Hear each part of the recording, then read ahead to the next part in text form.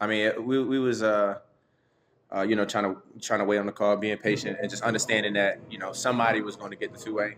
And when we got the call, it was just pure excitement. I was actually on our break after showcase, and I got the call, and it was just excitement from everybody, it's excitement from the family and everybody. So yeah. What's it like? Because everybody knows the G League process. It's not all glitz and glamour majority of the time. So, what's it like just waiting?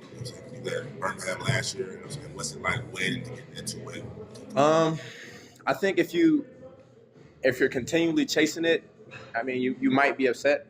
Honestly, I think my first year when I was with Birmingham, I was chasing it, and I kind of had an expectation for it, and I think growing and continuing my career as I learned to just be in the moment and try to get better 1% every day. I think that's exactly what the result is. Once I really start to lock in on how I started to train and my routine and everything like that, I think once I really started to lock in on that and the results of that started to show, then it started to be, he looks like that type of player. He looks like this type of caliber of player. And so yeah, I think just trying to lock in, on a day-to-day basis, it would really help you chase instead of it being like, oh yeah, I'm chasing this two-way and that type of situation. So Coach talked about the last 2 games. He talked about building on habits. What habits have you built on and your teammates built on? Because he kept talking about habits, so like the word of the night. What habits have y'all built on? Because we see the 2 games that you're winning. So what habits have you and your teammates built on? I think being more vocal. I think as a third-year guy, playing here in the G League, I think that's something that's big.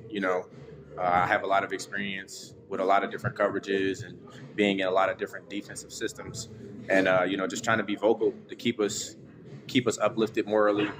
At times when teams make runs, and just trying to keep the communication open, so that everybody knows that we're on the same page. I think that's really been like what's been key for us. On top of just giving it our all out there and just trying to execute on everything. What's something that you see in yourself personally that you want to do?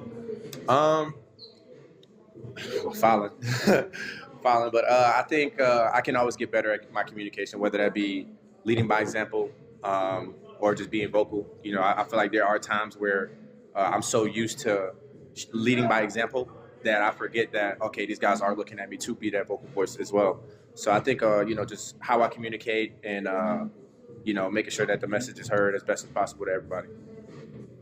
I know that you were in camp, but now that you're on the two-way, does anything change in terms of your preparation? Like, do you have to? I know that by design, Coach probably makes it so that things here are a lot like the things in Atlanta, but do you have to do anything like learning personnel or anything like that to be ready for that transition? I think the routine that I set has already kind of fit the description. I've been preparing like I'm at the NBA level. I feel like trying to do that has helped us understand everybody personnel, because we do switch 1 through 4, sometimes 1 through 5.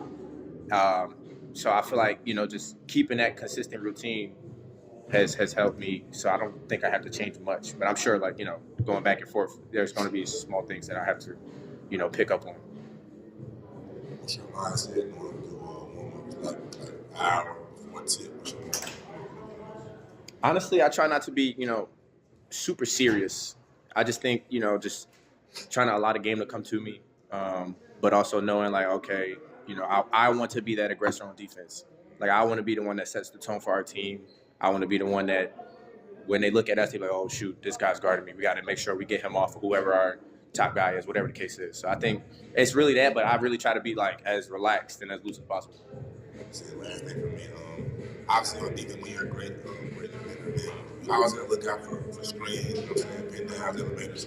So how do you kind of get around tough screens or just be a better defender? Yeah, I think when you come out and are physical, especially with shooters. I mean, I know Coach Swider got off tonight, but when you're being a bit more of an aggressor instead of responding to how teams are moving or how they're playing on offense. I think when you're the one that's dictating, I feel like it's a lot easier to navigate a screen or like pin downs and everything like that. So I think, just trying to be aggressive, getting into the guy as he's trying to go over the screen, but also knowing personnel, who we want to go over, who we want to go under, and just following the game plan. No problem. Thank you.